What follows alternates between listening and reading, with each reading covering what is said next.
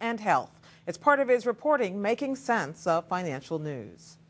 The monthly meeting of ENG, the Executive Networking Group, offering job search support for out-of-work Chicago area managers.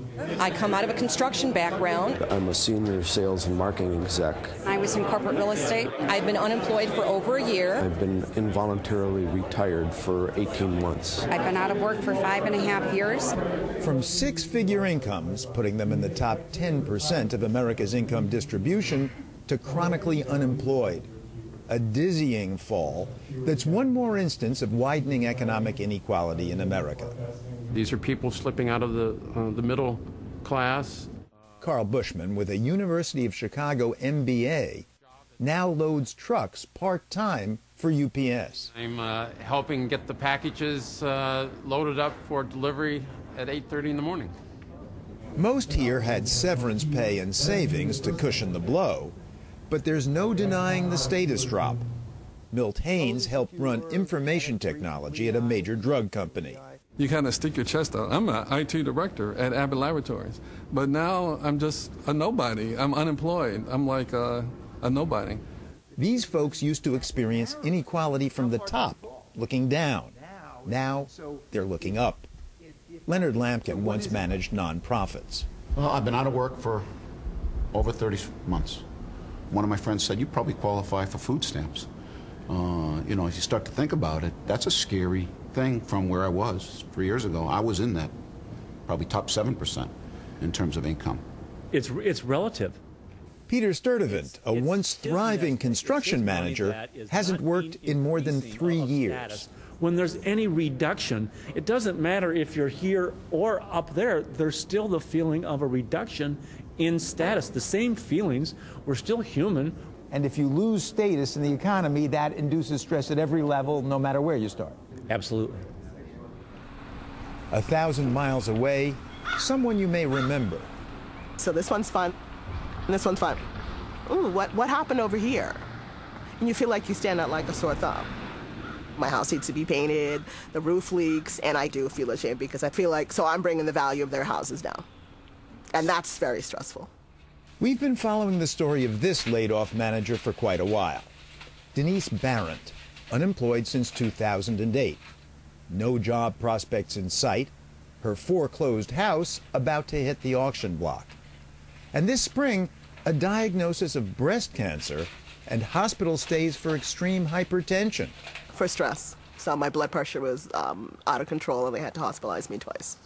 Stress. An obvious product of losing your job, but a symptom, it seems, of something else as well, losing your status.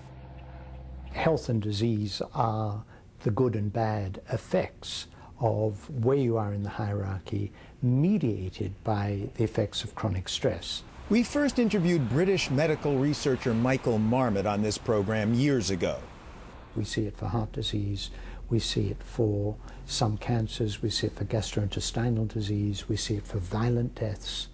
According to Marmot and colleagues, the stress of low status explains some otherwise puzzling statistics. The U.S. leads the world in healthcare spending, for example, yet in infant mortality we rank 47th, below Malta, Slovenia, Cuba. In life expectancy, America is 50th, 6 years less than Macau. In what do we lead the world? Obesity. And given our incomes, we're well up there in economic inequality. Richard Wilkinson suspects there's a connection. On lots of different measures of health, more unequal societies seem to do worse. Also a British epidemiologist, Wilkinson is the co-author of The Spirit Level, which reports a strong correlation between inequality and poor health, society-wide.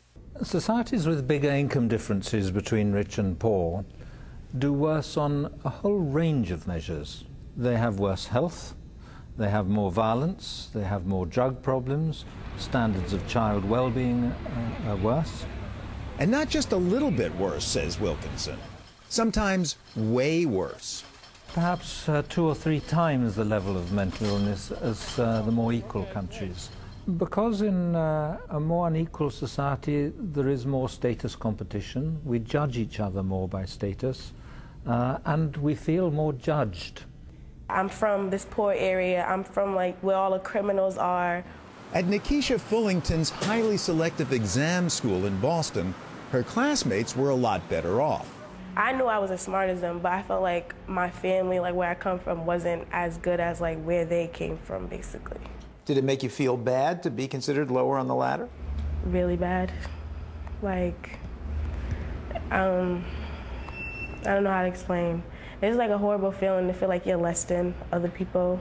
And the harder you try to keep up, the more stress there is, physical, mental, and economic. Like, since I went to like mostly white school, it's like their clothing was simple, but it cost more than like something that I can afford. But it's like you come to the black community and like they'll spend like their whole paycheck just to have that one thing that has like, let's say like polo, like the Ralph Lauren polo has become a really, really popular trend for like a lot of blacks. But no, there's a deeper meaning to why do people wear those shorts. So, Daquan Bradford also went to a mainly white school, lives in the inner city. It's like you want to buy all these items to, you know, fill this insatiable hunger of trying to be something you can't not be. Money becomes more important because it says what you're worth.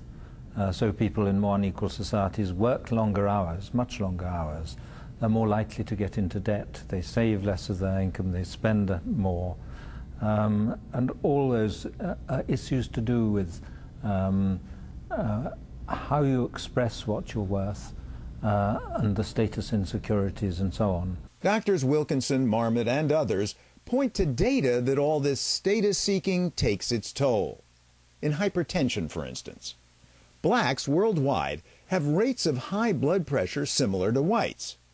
But in the U.S., 41% of blacks have high blood pressure, as compared to 27% of whites. At least some of that might be due to inequality. And as inequality grows, it arguably exacts a price from those higher up the ladder as well, who become more and more stressed about clinging to the top rungs. MIT economist Frank Levy. As the economy looks more and more unequal, then, you know, upper middle class parents are going berserk trying to get their kids into a position to get the brass ring, putting more and more time into kind of pumping up their kids, extra courses, extra activities, so on and so forth. And lower income families just don't have the resources to do that. But is inequality really bad for all of us? Or might it perhaps provide some benefits in the long run, even for the have-nots? Daquan Bradford grew up near the bottom. We couldn't pay the gas and light bill. So it was in a situation where we had to use candles, and, you know, it was kind of dark, but it was a winter time, so it was kind of cold too. So what we had to do is we had to kind of huddle as a family. But rather than make him feel bad, he says, the disparity he experienced going to school in an upscale Boston suburb fueled his ambition. I was eavesdropping on a conversation about, you know, their families owning businesses, how they live in this nice mansion, and then I felt, in a strange sense, it was a mixed feeling of admiration and envying. So with that, I took on a role of, this is why I have to succeed. This is why I have to work harder, because they have something that I don't have, so I need to work harder to actually get to that level. Inequality in the future can be a great incentivizer. University of Chicago economist Harold Uhlig, originally from the much more equal economy of Germany. You can imagine two people, you know, one is working hard and one is just lazy and goofing off. And suppose they both get the same thing, you know, down the road. I mean, wouldn't the hard-working person say, why am I doing that? So inequality motivates people to be inventive, to work hard, to pursue a career, to pursue an education. This is the argument that to make the rich work harder, you need to pay them more. To make the poor work harder, you need to pay them less. Again, Dr. Wilkinson. And of course, if you actually look at how people do in different societies, the chances of moving up socially for poor children are much higher in the more equal countries. And in the US, the chances are particularly low. We sometimes say, if you want to live the American dream, you should move to Finland or Denmark, which have much higher social mobility. Meanwhile, for these jobless executives west of Chicago, the dream is to regain lost income and status. So I just keep going, keep going. South of Boston, Denise Barron's dream is to keep from losing it all. Words can't even describe how stressful it is. And, you know, and you feel like, where is there the light at the end of the tunnel? Denise Barron simply doesn't know. And neither, as it turns out, does anyone else.